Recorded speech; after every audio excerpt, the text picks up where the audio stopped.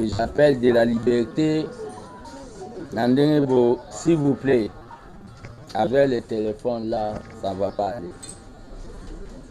Merci beaucoup à la presse de la liberté.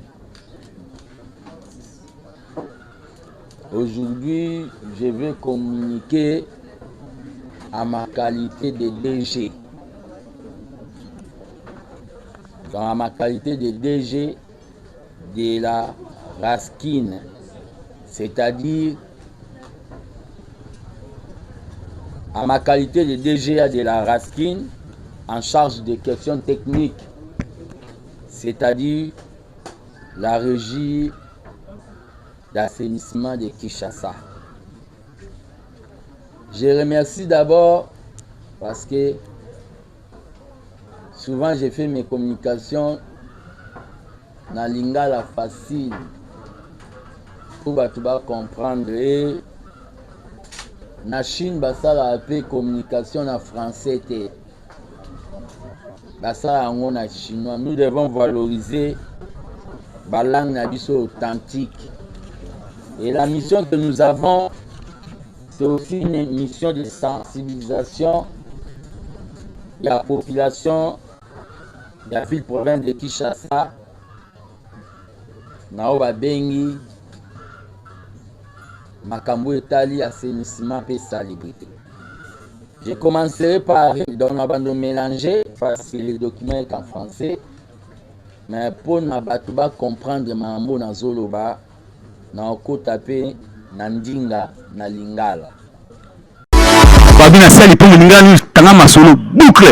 Que j'appelle de la liberté.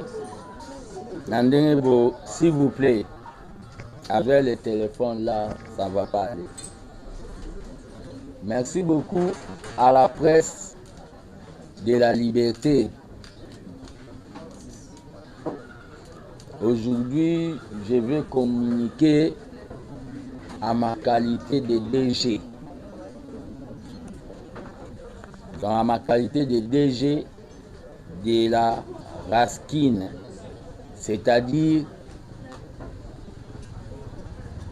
à ma qualité de DG de la Raskin en charge des questions techniques, c'est-à-dire la régie d'assainissement de Kinshasa. Je remercie d'abord parce que souvent j'ai fait mes communications dans lingala facile pour comprendre. Et na Chine basala appelé communication en français te basala en chinois. Nous devons valoriser la langue nabiso authentique.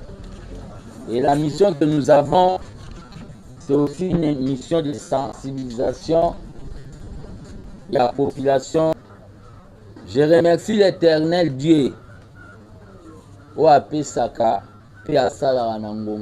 Personne ne l'impose le temps de faire quelque chose.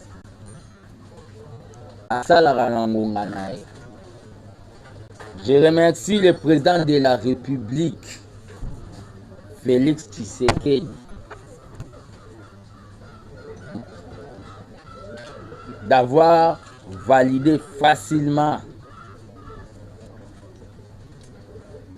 nomination d'Angaï où le gouverneur Daniel Bumba Lubaki, en concertation avec son vice-gouverneur Edi Yele, Basalaki à ma personne. Donc je remercie le gouverneur Daniel Bumba Lubaki. Je remercie Batunyoso Bayambaki, nomination Nangai avec joie. Oba Lubaki, Oba reconnaissaki combat Nangai de longue date. Je remercie.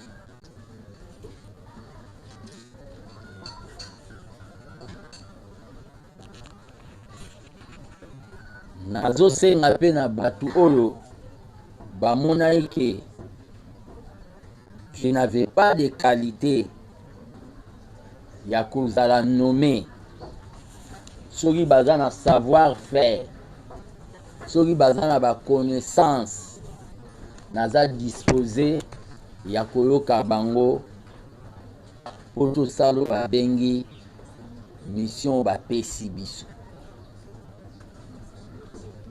Ça ne servira à rien kovandaka koloba akokokate soki ozoloba kokokate vous avez idée oyo okoki kopesa nga mpona koka. Il n'y a jamais eu des hommes complets. Donc je suis disposé ya koyamba bandeko wana nyonso même na telefone même oyo baza mosika mpo bapesa nga makanisi mosapi moko esokola elongi te. Donc je suis disposé, c'est ça le patriotisme. Raskin, aujourd'hui je parlerai beaucoup plus de l'assainissement, de la mission que mon chef Daniel Bumba m'a donnée. Raskin, c'est la régie d'assainissement de Kinshasa. Ils ont 5 missions. Mission Libolso ya Raskin, ils ont la propriété publique. Peto. Mission Mibale ya Raskin, ils ont l'air de sali Peto, tozui ba immondis, ba déchets, ils ont ba bengi évacuation. Troisième mission ya Raskin, ils ont embellissement. C'est-à-dire les tolongoli, place wana, tongengi sango, moi ba fleur, moi ba nini. Quatrième mission ya Raskin, ils ont régulation, c'est-à-dire qu'on contrôler batu nyonso oyo basalaka misala ya bopeto ya assainissement. Et 5e mission ya Raskin, ils ont lutte antivectorielle. Bomona na basera mobutu ba epompa, c'est-à-dire lutte antivectorielle. Bapesi biso musalo ezali munene. Mais rien n'est impossible à celui qui a le courage. Rien n'est impossible. Ceux qui te salient en biso nyonso bakinoise na bakinois. D'abord, Moussa les a munene. Nazo banda par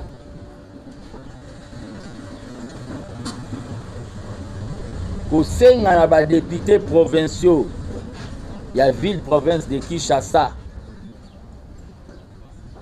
ba soutenir Raskin, ba appuyer biso pour bazaka na Kinshasa comme ville.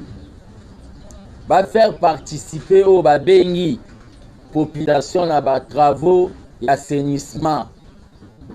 C'est-à-dire baza ils ont été élus. Va faire participer la population ba base na bango na ba travaux d'assainissement. Et vous allez bien kitoko. Nazo senga na population kinoise. Bazongisa pas na slogan mais na pratique. Maloba o ezalaka série ya un père moto na moto abongisa. Bazongisa yango. Nazo senga na ba jeune bazongisa système ya o ba bengi salongo. Déjà dans le moment où tozi ba fonction, la population est déjà impliquée. C'est-à-dire nazo remercier batutu o ba benga kingai pour ba signaler nga ba poche ya o ba bengi ba immondis ba fulu. Nazo remercier batu o ba benga nga po na côté ya école Lodja. Nazo remercier bato babenganga pona kitoko place na limité. Nazo remercier bato babenganga pona veni Kigoma Mweka na Lingwala. Nazo remercier bato babenganga pona croisement Itaga Mushi Wileri kan Lufungu la Lingwala. Nazo remercier bato babenganga pona saut de mouton Pascal école Luka. Nazo remercier bato babenganga pona croisement Itaga Dodoma Barumbu. Nazo remercier bato babenganga pona rivière Munguludia kana Matete Lemba oyo et sala débordement pona inondation. Nazo yebisa pe na bato nyonso bazolandanga na moment oyo. Appelez-moi pour m'indiquer au babengi bafulu ba salité ba place où ils ont un problème na plus 243 085 084 65 55. Je répète encore 085 084 65 55. Nayambanga moko et équipe et kokoma. Nazo sensibiliser ba kinois et kinois na salubrité citoyenne. C'est-à-dire kotika kobwaka o ba bengi ba déchets neti plastique kobwaka ngo na ba milieu public pe olobi ke eza balabala l'état. Non. Nous allons un peu discipliner. Nous sensibiliser bango la protection de l'environnement. Avec Daniel Bumba Lubaki, dans les jours, dans un avenir proche, beaucoup de monde a bengi impression. Il y a des poubelles en sachet. Il y a 3 couleurs. Il y a 3 couleurs wana. Eza ya ba fufu. Eza ya o ba bengi ba plastique. Eza ya o ba bengi ba milangi ba métal. Ça permettra que na niveau ya bandaku déjà traitement ya ba déchets et ça la ma déjà tina oyo balobi ba station de transit. Ba station de transit eza bisika banda kotika ba fulu. Ezalaka plus de 61 au Union européenne ayaka nango nyonso ekufa. Mais ngai tant que DGA chargé en matière technique, je compte ma confiance oyo le gouverneur Daniel Bumba Pesingai qui mettra les moyens pour que je puisse réaliser mission au peuple Azozelanangai.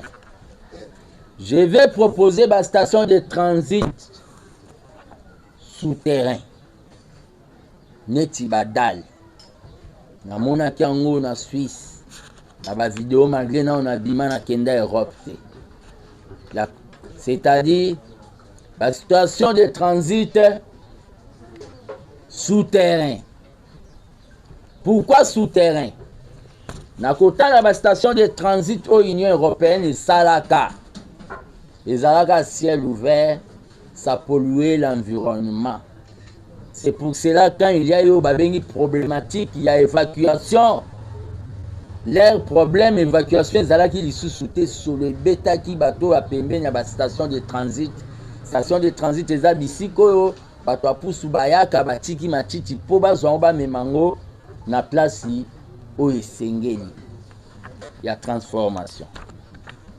Mais salami ke ba station de transit ana tellement ezalaki ya polele epesaki solo, epesaki maladie, epesaki banzinzi. Moi, tant que DGA, il y a régie numéro 1, il y a assainissement, il y a ville, je suis en train de proposer une station de transit souterrain. Nazo lancé appel nao babengi nazo lancer appel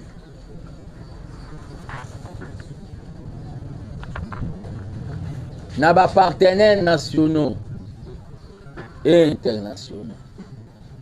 Pourquoi nationaux? Il y a des Congolais au Bazana Bangin.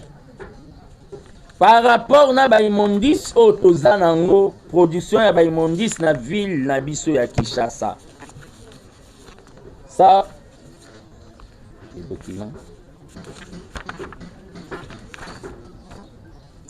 Kinshasa produit beaucoup des immondices. Mais na Bangin au Tozanango na niveau ya hôtel de ville. En attendant Oyo, le gouverneur Daniel Bumba assis à commander. Nazo lancé appel na ba Congolais au bazar na Bangin. Bozali na yango. Pe nazo senga na ba Congolais. To suka kaka te na osombaka ba 207. To suka kaka na yango te. Naosenga na ba Congolais ba na Bangin. Bakoka kobenga nga pe tokutana dans le but totia babengi Arsenal, une machine d'offensive contre les immondices. Mais nasengi na bango bongo pe nayebisi na ba partenaires internationaux o bayaka lobby po ba investir na marambo etali assainissement au besoin cas d'exception nazo assurer bango avec Daniel Bumba Lubaki ils ne seront pas dessus. C'est-à-dire venez avec vos projets réels pour toyeba ndeni ntosola pour elanga ya ba immondice na Kinshasa. Donc on ne peut pas monopoliser ça kaka biso moko na niveau ya hôtel de ville. Nazosenga na bango lobi ozwaki déception, mais maintenant il est un combattant, un tshisekidiste des fondamentaux de Tiens Tshisekedi na ba fonction, vous ne serez pas dessus. Nazoya lisusu koyebisa na population bayebaki la ville de Kinshasa ndenge zawana ba déchets elongwaka eza nango kaka 25% nde balongolaka, 75% ya ba déchets etikalaka à cause ya babengi manque ya Bangin, à cause pe ya babengi absence ya volonté politique, parce que na Marambutu c'est la volonté politique.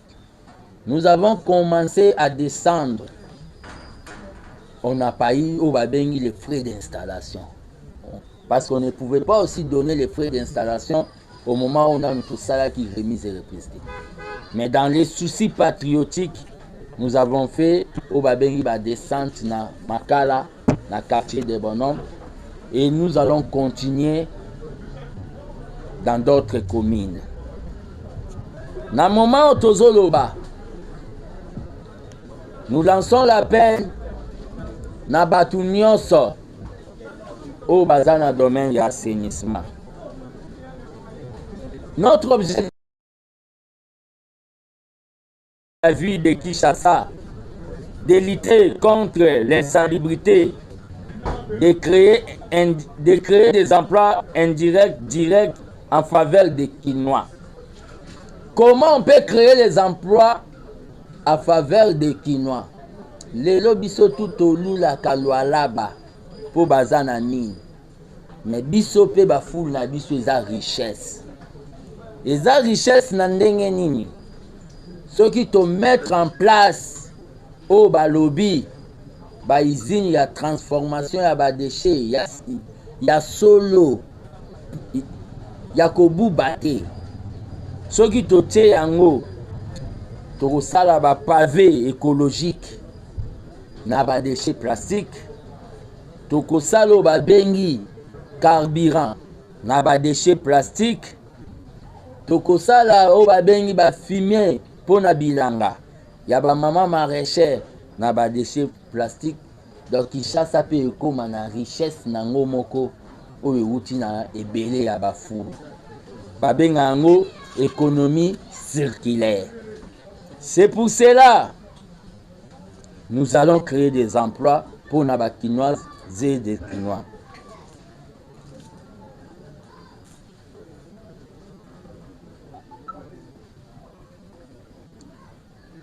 Dans un moment où Tozoloba,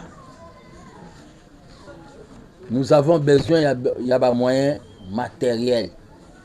Nous avons aussi besoin de moyens humains. Besoin de moyens matériels, les engins. C'est pour cela que je vais demander à son Excellence, Monsieur le gouverneur de la ville. Je commence par à son Excellence, Monsieur le Président de la République, Félix Tshisekedi, et à son Excellence, Monsieur le gouverneur de la ville, Daniel Bumba, qu'il y ait ce qu'on appelle exonération. Il y a un engin à salubrité.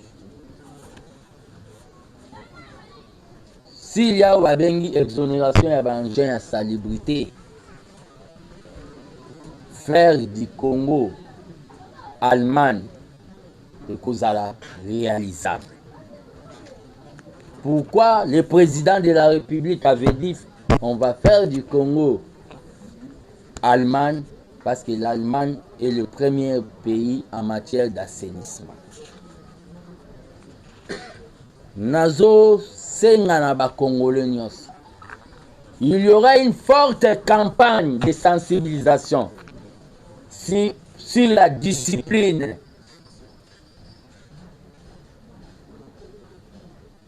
Kokoriko Bouaka Oyo Balobi, Badéché Kili. Après cette campagne de sensibilisation, nous allons peser de tout notre poids pour que Bouaka déchet est comme infraction. Nous allons peser de tout notre poids pour que Bouaka déchet est comme infraction. Namulanga mayo sombaki 500.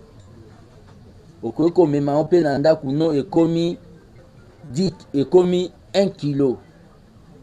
Okoko côté quand on a ba boutique à salubrité autozo planifié à long terme ko sala. Mais ko bois kango après sensibilisation après maté ya autokoté ya et koko ma pénalité. Nicolas Moulangas o ba bengi, j'ai dit ça. Nicolas Moulango ba bengi, il y a 500 francs. Au cas qu'on fout taper amende à 50 000. Et les gens vont applaudir. J'ai dit, je vous remercie.